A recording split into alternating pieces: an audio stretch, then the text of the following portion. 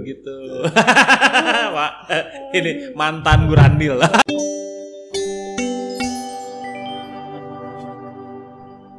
Assalamualaikum warahmatullahi wabarakatuh. Waalaikumsalam. Kita ketemu lagi di Checklistin Aja podcast. Kali ini kita ngobrol banyak dan ngobrol seru sama narasumber kita. Ada Kang Endang Gunawan. Ya. Sehat Kang Endang? Alhamdulillah. Dan kita akan ngobrol banyak sama Kang Endang seperti apa kiprahnya dari bagaimana menjadi apa. Itu nanti akan kita ulas lah, kita ngobrol banyak. Dan beliau ini ternyata belum launching ya. Mudah-mudahan di sinilah launchingin bukunya nih. Bikin buku lah. Bukunya apa nanti kita coba bedah dikit. Kang Endang sehat? Sehat. Terima kasih atas undangannya. Mantap. Ya, kita panggil aja Kang Gun ya. Ya. Panggilan akrabnya begitu. Gun aja lah, nggak usah pakai Kang lah. Boleh, kagok ya. Sebenarnya ada sih panggilan akrab, cuman janganlah. Gun aja Gun. Gimana jadi sekarang kegiatan apa nih Gun? Baik. Kang Eko. Eko aja sih. Kang Eko Hadi. Ini teman saya sejak di lapangan ya. Suka duka, sedih, senang. Kita bisa pernah bareng lah gitu kan. Bagaimana perjuangan seorang wartawan di Bogor gitu kan. Ya. Saya ada di sini pasti ada suatu proses gitu kan. Ada proses saya bisa duduk di sini menjadi jurnalis. Saya berkiprah di dunia kewartawan itu tidak ujuk-ujuk. Jadi tidak gitu kan. Ada kisah-kisahnya yang ada perjalanan lah. Yes, ada perjalanan, ada kisah-kisah yang menurut saya kok saya bisa gitu jurnalis. Padahal cita-cita saya jadi pengusaha gitu. Oke. Tapi taruh, gue potong. Tapi kalau menurut lu sendiri, lu dia sudah berada di titik kesuksesan apa belum sih? Manusia kepuasan itu kan tidak terbatas. Ketika saya duduk di suatu titik tertentu, pasti ada keinginan yang lebih tinggi lagi. Berarti belum bisa dibilang sukses. Bukan dibilang sukses, ada yang belum tercapai dan itu masih dikejar. Ada yang belum tercapai dan itu masih dikejar. Berarti belum berhasil. Bukan belum berhasil, proses dong. Misalnya saya pingin di titik A, kan perlu perjalanan ke titik A gitu. Nah itu masih diproses. Oke. Bisa agak majuan dikit. Nah, berarti memang masih on proses. Ya. On proses berarti ya. Dalam perjalanan. Betul. Menuju ke sebuah kesuksesan dan keberhasilan. Ya, ada cita-cita yang harus saya tempuh. Oke, berarti belum sampai lah ya sampai tujuannya. Nah, kalau boleh tahu emang mau nyampainya kemana sih? Nyampainya banyak sih cita-cita. Banyak. Ya? Emang cita-citanya apa selain jadi pengusaha tuh? Pengen jadi pilot atau ingin jadi apa gitu kan? Setiap orang pasti punya cita-cita kan? Ada. Karena kalau nggak punya cita-cita dia tidak akan punya motivasi untuk jangan diobrolin di sini. Di luar. Iya. Nggak apa-apa, buka aja semua di checklist ini semua bakal terbuka dan tidak ada yang ditutup-tutupi ya gak? Oke. Nah, Kang Gun, bicara masalah buku nih, boleh dong lihat bukunya? Boleh. Mana? Ini. Ini Mas. Yang mana nih? Tar dulu. Tar dulu. Oke. Pelan-pelan. Jangan langsung main buka aja. Oke. Jadi gini nih, ini ada dua buku nih. Oke. Ini yang volume 1, Jurnalis Multimedia volume 1. Ini Jurnalis Multimedia volume 2. Saya dengan teman saya Kang Herik yang sekarang jadi Ketua Umum Ikatan Jurnalis Televisi. Ya. Jadi ceritanya ini awalnya kita ngobrol gitu kan. Ngobrol.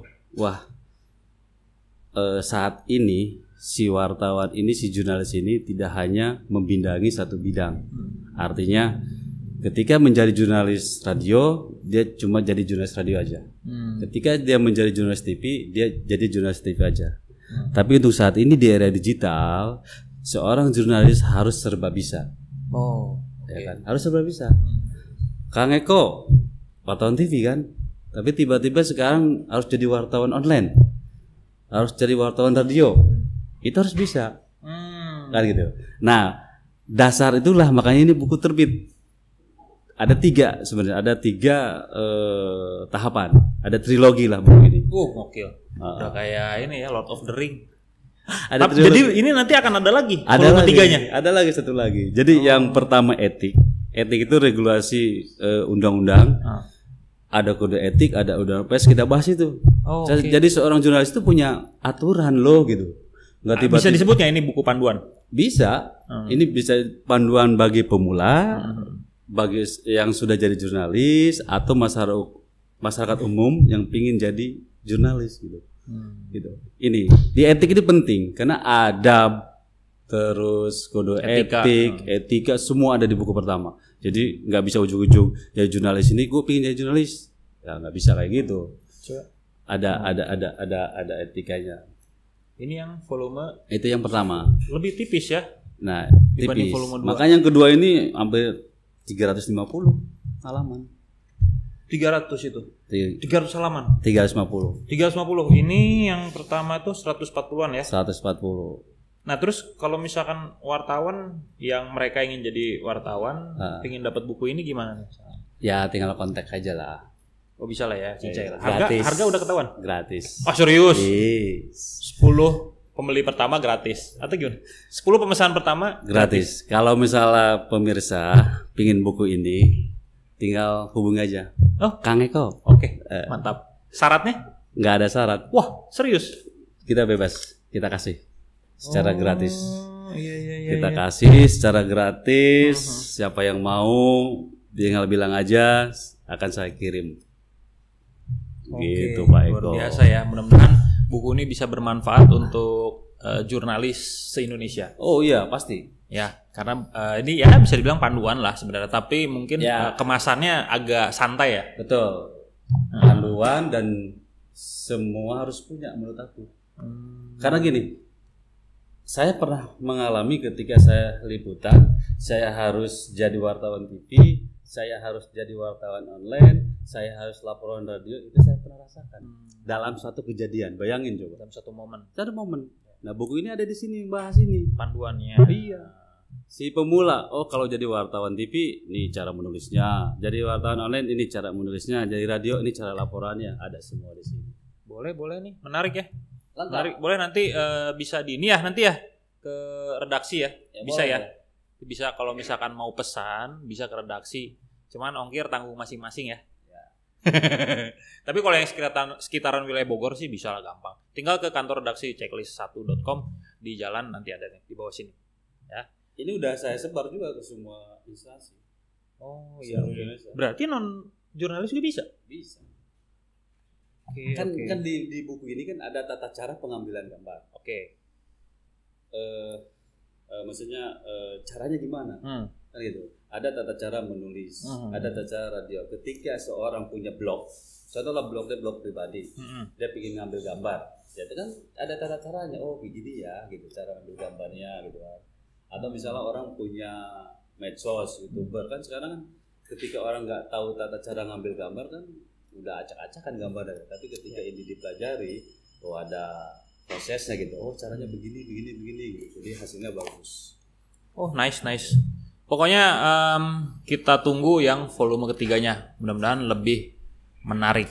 Nah, betul. Terus kaitannya sama kaos J ini, Super J ini kayaknya nih apa tuh? Bisa jelasin nggak? Ini Super J ini super jurnalis. Kita harus jadi super jurnalis. Oh gitu. Ada filosofinya? Jadi jurnalis itu punya apa ya? Punya kekuatan, punya power yang berbeda dengan masyarakat lain. Karena kita kan ada pilar keempat kan. Kita punya networking, kita punya kesempatan untuk menembus ke segala arah, dalam arti kita bisa tembus ke pejabat, ke masyarakat biasa, ke masyarakat yang semua lapisan jurnalis bisa menembus itu.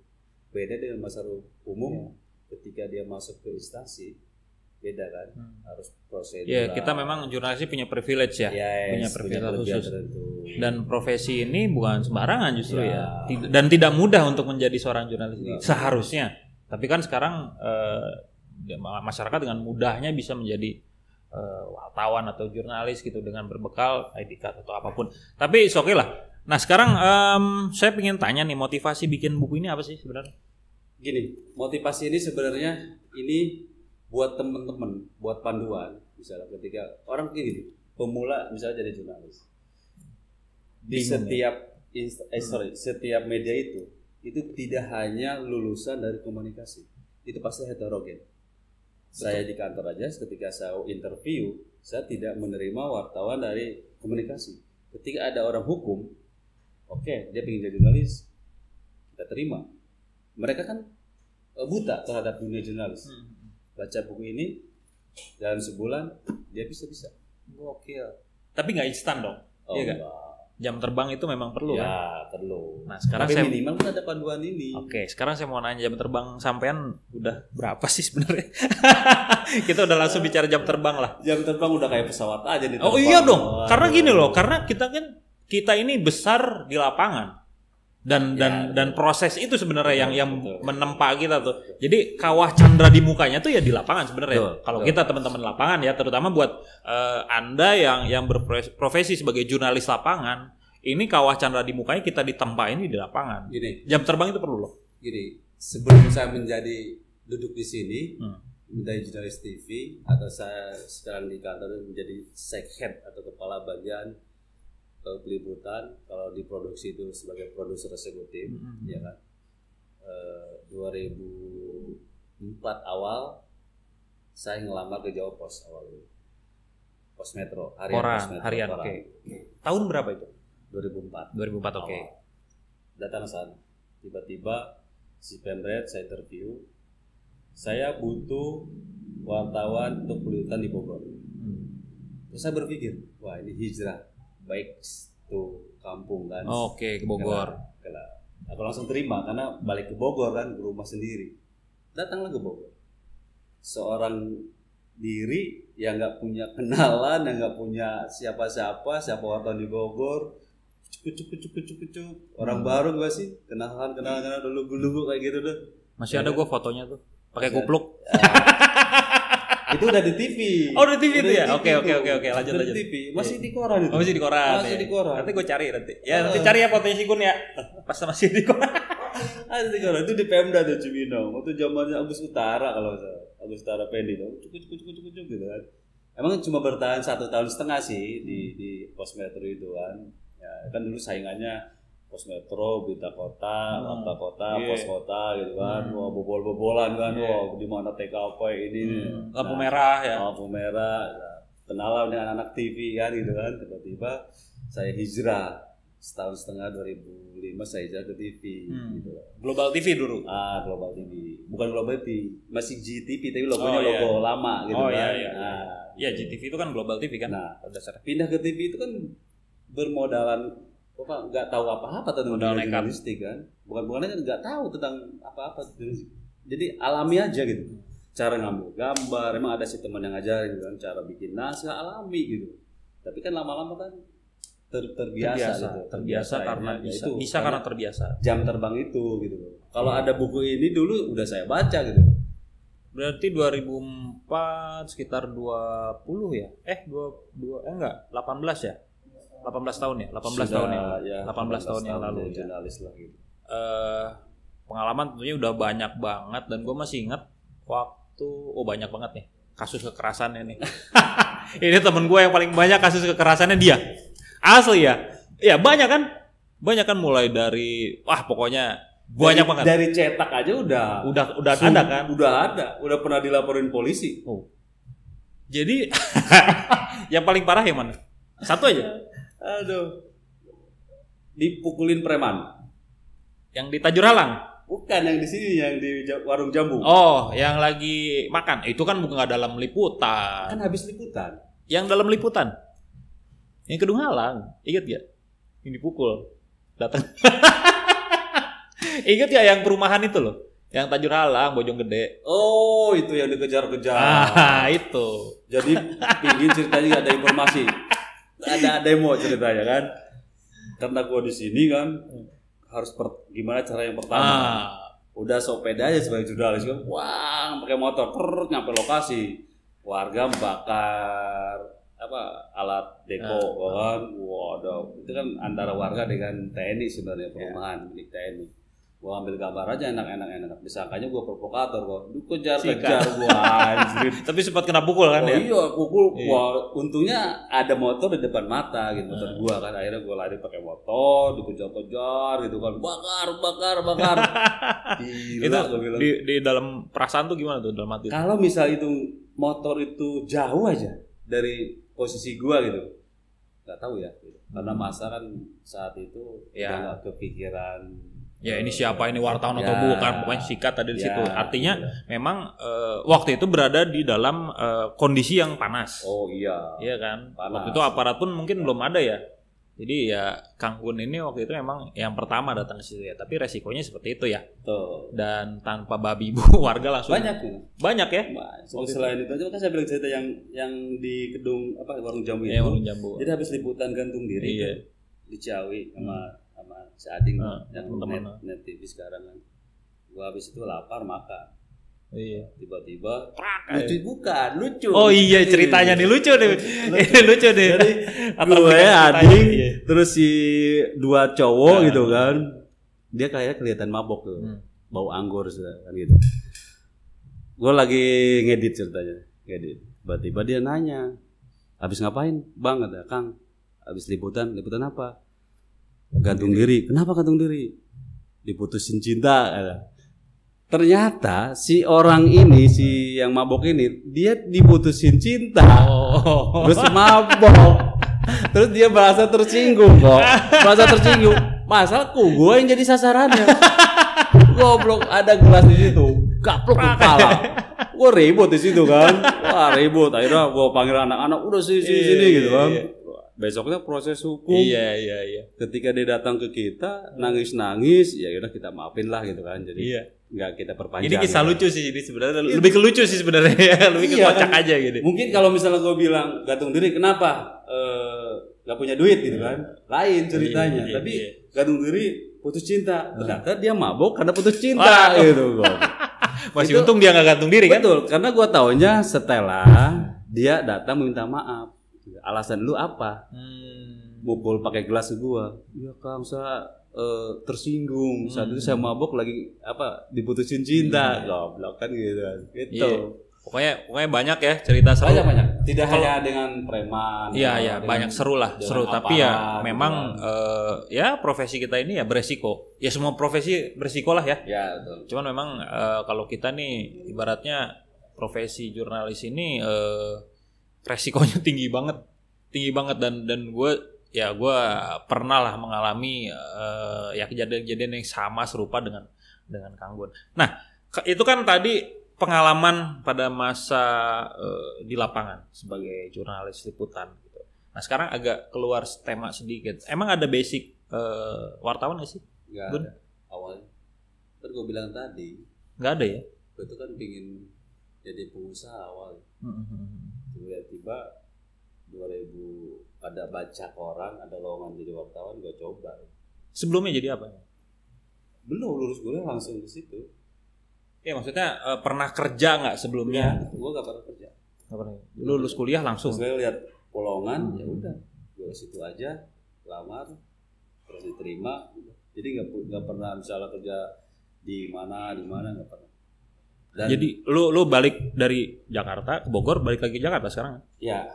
Memang lu kayaknya ditakdirin harus di Jakarta kayaknya. Tapi memang lu yang gua tahu ya lu apal banget daerah Jakarta gitu.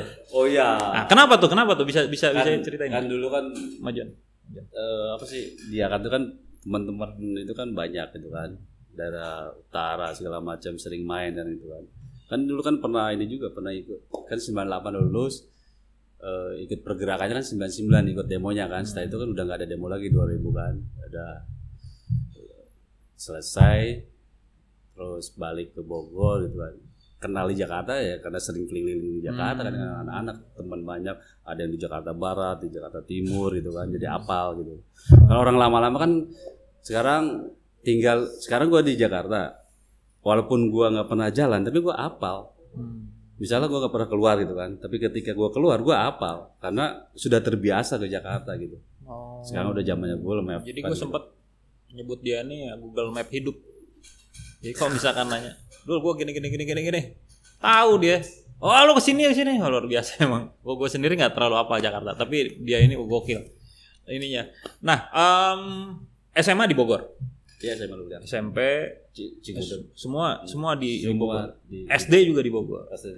Ya itu kampung gue kayak yang kebanjiran kemarin. Iya, kan? yang longsor kemarin ya, Sekajayan.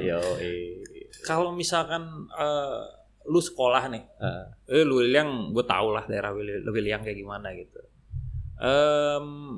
Dulu zaman lu SMA, ya zaman lu sekolah lah, SD, SMP, SMA gitu. Untuk banyak ceritanya itu. Untuk bisa lu berangkat itu bisa banyak ceritain nggak? Jadi gini kok. Karena ini bagian dari proses lo ya. Oh iya, ini kan proses dari awal gue bilang. Iya. SD kan nyokap gue kan umur 4 tahun udah meninggal kan. Nyokap gue udah meninggal. Terus ada bokap, tapi gue tinggal di nenek gue gitu. Terus di sana itu gue termasuk orang pintar. Maaf nih, gue pede kan. Oke, siap. Karena SD gue ranking 1, ranking 2, ranking 1. Oh iya. Terus pengen masuk SMP negeri, ya kan? Masuk. Dan 5 besar, gitu kan. Nah, ada cerita gini. Mau beli buku pelajaran kan SMP itu kan gurunya kan ini beli buku nih 3.000, 4.000, 6.000 kan nggak punya duit, gitu kan. Gue ngojek kelas 2 sampai 3 SMP udah jadi tukang ojek gue. Motor sendiri punya sendiri? Bukan, punya orang. Minjem? Apa tuh nyewa? Bukan nyewa, jadi gantian gitu. Oh, oke. Nah, misalnya gue sekolahnya siang, paginya nanti gue. Terus atau sekolahnya gue siang, pagi, setelah itu gue ngojek. Apalagi mau lebaran kayak gini kan, wah dulu kan dari sana kan udah Gojek udah nggak ada, jalannya kan masuk ke dalam. Betul. Otomatis kan angkutan pun sulit banget. Ojek, gitu. Angkutan umum ke dalam nggak ada kalau gua kan, itu kan jalan-jalan gua kan. Nah itu bisa lebaran itu kan gue menghasilkan 3.000 aja atau 10.000 itu sangat-sangat dahsyat gitu kan. Sama ke SMA juga kan. Dari SMP itu 240 SMP yang keterima di SMA itu SMA yang cuma 11 orang termasuk gue. Awalnya gue nggak pernah berpikir untuk melanjutkan, tapi udahlah gue ngojek. Pernah jadi gurandil gue insya Allah. Oh ya? Oh iya dong. Pernah? Iya. Pernah ketangkap tapi enggak? Enggak. Jadi ketika orang bicara gurandil, gue udah tahu duluan apa yang dilakukan mereka. Gitu. Pak, ini mantan gurandil. Iya. Kalau sekarang peti, penambang jadi, tanpa izin. Bukan, awalnya itu kan jualan. Nasi segini 50.000 loh, teman dulu. Oh ya. Tahun 96 97. Gila. 50.000 jadi cuma nasi, ikan, nasi terus sama apa namanya tuh sama ayam. Lauknya lah. 50.000 harganya. Di lokasi salah satu lokasi itu ya. Di kita jam 4 udah berangkat, jam 3 pagi. Iya di salah satu lokasi lah, tempat lah gitu ya. Habis itu karena ya emang cuma setahun kan, tapi setelah itu tapi lo sempat ngalamin itu. Ya, ngalamin. Proses gitu. Proses sempat jadi gurandil juga. Ngojek juga. Nah, perjuangan lu selama lu sekolah itu gimana tuh? Gue tahu daerah sana tuh angkutan tuh susah banget gitu. Susah. Mau SMA aja kalau hari Senin berebut. Oh iya. Berebut dengan orang yang kerja.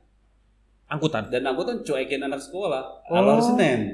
Tapi kalau hari biasa direbutin nggak anak sekolah karena nggak ada penumpang gitu kan. Tapi hari Senin udah begini nggak pernah berhenti. Nah, terus gimana tuh lo? Ya cara ketinggalan masuk sekolahnya paling 30 menit, setelah itu masuk lagi. Oh tapi boleh masuk. Boleh masuk gitu. Tapi kan tetap aja itu perjuangannya ya. Oh iya. Dibanding sekarang mah sekolahnya bawa motor. Tuh. Jadi kalau zaman sekarang itu udah enak lah, sekolah gratis. Dari SD sampai SMA. SMA kan gratis, nggak ada keluar biaya. Dulu mah enggak kok. Ada yang punya duit ya bisa sekolah.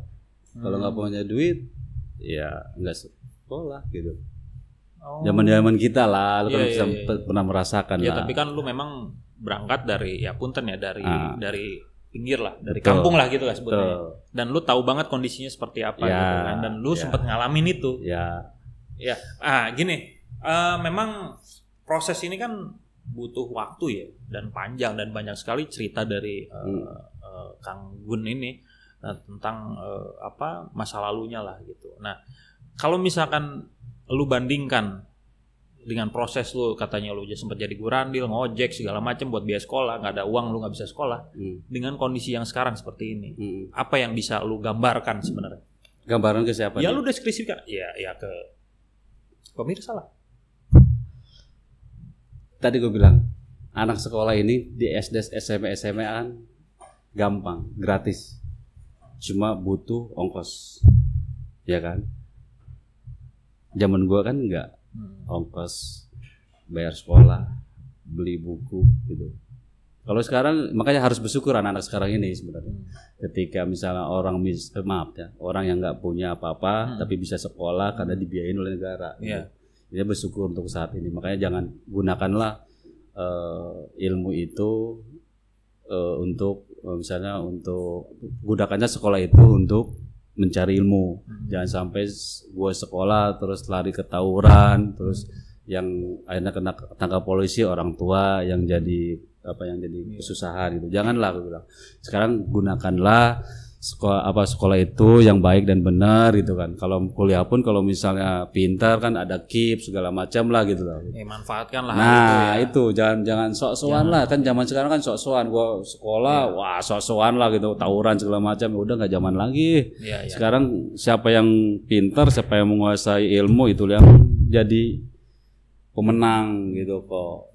Ya yang pasti buat teman-teman atau adik-adik yang apa yang masih lah masih kayak gitu-gitu tawuran lah apalah, udahlah nggak ada gunanya ya gak, kalau kayak gitu-gitu nyesal nanti lah di kemudian harinya gitu. Kalau ibarat kata Kang Gun mah berperih-perih dulu, betul. Jadi sekarang nandur dulu nah itu soalnya pulangnya udah gagah kan. Iya benar, waduh luar biasa ya. Nah itu kan kisah waktu sebenarnya gue belum puas ini dia cerita semua tentang masa lalunya ya di kampung sana ya. Tapi gue skip lah, gue balik lagi dulu kembali ke profesi kita nih ya. Bedanya apa sih dulu wartawan zaman dulu sama yang sekarang gitu? Gini, di era satu dekade kemarin gitu. Gini kok. Gitu. Dulu itu untuk mendapatkan informasi atau misalnya peristiwa atau yang lain tidak semudah saat ini. Perlu perjuangan. Perjuangan lagi. Perlu perjuangan. Hidup ini penuh perjuangan. Terus. Sekarang duduk di rumah aja. Udah bisa kita dapatin berita kan? Iya. Iya bener. Kita nggak bisa zaman dulu. Udah kayak kantoran aja kan. Iya. Jam 8 udah keluar. 3 shift pokoknya kita mah. Udah kalau enggak ada siang sore, pagi dulu siang malam. Mana ada WA? Iya. Ya kan BBM aja belum ada. Belum ada. Dulu zaman gue itu cetak. Gue itu pakai fake malah. Pernah ngalamin. Kirim berita fake. Cucuk nyari warnet. Iya. Warnet kan. Warnet fake gitu kan. Fake warnet lah habis itu kan. Warnet kirim di warnet, nongkrong di warnet gitu kan. Nah, itu untuk proses pengiriman naskah. Tapi untuk mencari informasi susah kalau kita nggak datangin pusat-pusat informasi misalnya dari polisi gitu kan, terus dari di TNI, kita nggak dapatkan informasi itu. Dan kita pun ninggalin nomor telepon. Nyebar telepon. Nah nomor telepon kita sebar nih Pak. Wah ini Pak. Nah di polisi itu kadang-kadang kan di SPK itu kalau kita nggak kenal dengan mereka, kita nggak dapat informasi. Dan bahkan sesama wartawan pun saling tutup-tutupan kan? Oh iya, bobol-bobolan bahasanya. Ada yang ada yang nangis. Tapi kalau sekarang mah udah nggak ada. Nggak bisa bobol. Iya. Dulu ada yang nangis sampai nyuri. Aduh. Pokoknya itu ya. Nyuri gambar. Pokoknya itu ya. Gue masih inget pokoknya ceritanya tuh. Tapi memang seru ya. Kalau dulu asli seru. Perjuangan itu bisa dibilang perjuangan itu jadi cerita, jadi satu cerita yang membanggakan lah ya buat orang yang memang sudah berhasil. Oh iya. Itu membanggakan cerita-cerita. Pokoknya dulu kita kalau nggak punya teman banyak, kalau wartawan nih, pusat informasi mau dari polisi, TNI, Intel, warga, kita nggak dapat informasi. Selesai ya dulu. Selesai lewat. Gitu. Sekarang mah nggak punya temen aja udah ngelihat TikTok atau IG atau apa gitu kan, tinggal salin, Twitter, ada diambil tinggal ke TKP gitu kan, tinggal diupdate gitu kan. Udah. Dulu ke teman minta kirim WA, kirim dong gitu kan. Dulu Mas siapa yang dapatin gambar terbaik gitu kan. Itu rebutan dah. Rebutan gitu ya. Nyiapin kabel. Wire. Aduh. Ya, memang apa ya, di dalam circle kita tuh memang perlu ya, teamwork tuh memang perlu. Oh iya. Dan menjalin jaringan tuh memang harus bagus lah gitu. Nah, kalau menurut lu sendiri 10 tahun ke depan nanti akan jadi seperti apa sih dunia jurnalistik itu? Gini, proyeksi lu aja lah. Enggak. Jurnalis itu tidak akan mati. Ya, tidak akan mati. Karena kita punya regulasi pasti. Ada undang-undang pers, terutama undang-undang pers gitu. Karena pilar keempat gitu. Apapun yang terjadi ke depan jurnalis tetap hidup. Yang beda platformnya. Medianya. Yang beda itu. Ya, yang dulu hanya eranya bukan era digital, sekarang sudah era digital. Checklist 1 itu harus bereformasi ke era digital dalam arti multi platform medianya. Jadi media online adalah satu media yang bisa menerima, membangun multi platform itu, multimedia itu. Makanya tidak hanya online aja, tidak hanya berita naskah, tidak. Kembangkan checklist 1 itu konten-konten video, konten-konten radio, konten-konten foto, ada semua. Makanya buku ini kembali ke buku ini. Bos, dengerin bos.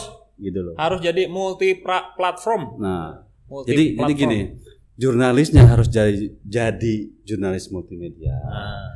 Pengelolanya harus menjadi pengelola media yang multi platform. Gitu. Bos ya. Not bisa dibedain ya. Bisa. Multi platform itu berarti jurnalis ini harus pintar dulu, baru tuh multi platformnya di medianya itu. Jadi jurnalis harus menguasai. Harus multi talenta. Oh iya. Multi talenta. Teman kita bisa klik kan dia foto. Dia harus bisa naskah. Dia harus bisa ngambil gambar. Dia harus bisa nyari radio. Harus. Jadi harus serba bisa. Harus serba bisa ke depan ini. Tantangan kita kan, musuh kita sekarang kan musuh netizen, jurnalis ini. Nah, tugas jurnalis inilah yang bisa bahwa ini berita ini hoax atau enggak. Kalau netizen dia bisa nyebar aja padahal berita hoax. Nah, makanya si jurnalis itu harus mensaring ketika ada berita netizen yang bagus, jangan dimakan mentah-mentah. Tugas kita adalah benar nggak ini berita ini hoax atau bukan? Kalau kita bukan, ya itu tugas kita yang mengklarifikasi. Pemadam kebakaran kita. Tapi nggak masalah ya. Oh, jurnalis itu will never dead lah, nggak pernah mati. Iya sih. Bangga lah jadi jurnalis. Iya sih. Jadi tugas kita jadi nambah nih. Tapi oke lah. Artinya memang di kemajuan era teknologi ini ya kita juga harus mau nggak mau harus bertransformasi. Kita juga harus berevolusi. Karena susah loh. Dibandingkan dulu yang masih serba semi digital, itu tingkat evolusinya tinggi banget. Kita mulai dipakai kamera segini, sampai segini, sampai handphone. Bener gak? Itu alat. Iya. Artinya kan kita mencoba untuk mengadaptasi kan. Dari kamera segini, gede. Kasetnya juga kayak batako kan, gede bata gitu. Jadi kecil sampai ke micro SD. SD ya betul. Micro SD sekarang semenel gitu kan. Sekarang nggak ada. Sampai sekarang HP. Iya HP. Kita kan harus menyesuaikan kan. Kita penyesuaian, adaptasi lagi alat. Mau nggak mau. Ya ini beban sebenarnya. Tapi ya mau nggak mau profesi ini ya jadi tanggung jawab bahwa kita harus memang sudah harus siap untuk berevolusi gitu. Nah, Kang Gun, last question. Harapannya ke depan seperti apa sih? Buat diri lu sendiri, buat jurnalis sendiri? Gini, kalau gua mencari ilmu itu kan gak ada batasnya. Apapun tuh ilmu pasti gua kejar. Dari ilmu jurnalis, teman-teman gua di kantor itu kan. Terus teman-teman tidak hanya ilmu jurnalis, ilmu yang lain pun harus gua kuasai gitu kan. Itu jurnalis. Dan buat teman-teman ini jurnalis pemula, jurnalis generasi Z ya sekarang lah. Gen Z ya. Gen Z itu yang manja-manja ya kan, yang menurut gue sih ya terlalu manja gitu. Enggak jiwa perangnya itu harus ditumbuhkan gitu loh. Kan saat ini kan jiwa gue ngalamin Mas. Gue ngalamin karena gue punya beberapa di bawah gue ada beberapa reporter. Ketika gue push ya kan, ayo strong, larinya apa? Sakit gitu. Oke. 2 liputan sehari aja itu nggak disanggupin oleh mereka. Itu makanya saya bilang gue itu di reporter itu kadang butuh butuh petarung. Berarti memang lapangan itu wilayah atau daerah itu memang iya benar tadi kalau menurut gue ya itu penempaan dirinya di situ. Kawah Chandra di mukanya. Kelihatan. Gue bilang sama ke teman-teman reporter, kalau kalian petarung, kalian akan menjadi orang. Saya bilang, lu pergi dari sini aja akan diterima. Gue gituin. Tapi kalau kalian lemah jadi jurnalis, lebih baik jangan jadi jurnalis, lu jadi pegawai bank aja lah. Iya. Lu jadi pegawai kantoran aja, duduk manis AC. Iya. Gitu loh. Ayo lu lihat aja sekarang, jurnalis sekarang, manja-manja kan? Udah kelihatan. Oke. Cukup? Tangguh? Cukup. Oke, gue sih belum cukup sebenarnya tapi karena durasi nih. Tadi udah. Lu mau nanya apa aja gue jawab lah. Tadi FD-nya udah. Iya. Lu mau nanya aja gue jawab lah. Kita ngobrol lagi sama lu Gun. Jadi intinya sih memang menurut Kang Gun bahwa proses itu adalah yang terpenting. Betul. Di mana ada kesuksesan, ada perjalanan, tapi yang lebih berharga adalah prosesnya. Betul Kang Gun ya? Cintai proses. Oke. Terima kasih banyak Kang Gun udah datang di podcast Checklist. Sukses terus buat Kang Gun dan buat kalian yang belum subscribe, boleh di-subscribe langsung di bawah sini nih. Teng belnya juga sekalian jadi kalau ada notifnya langsung muncul. Kemudian di medsosnya juga follow IG, Twitter, kemudian TikToknya juga udah ada. Terima kasih udah nyimak obrolan semaunya ini di Checklistin aja. Saya Eko pamit mundur dan ada Kang Gun. Assalamualaikum warahmatullahi wabarakatuh. Checklistin aja, oke?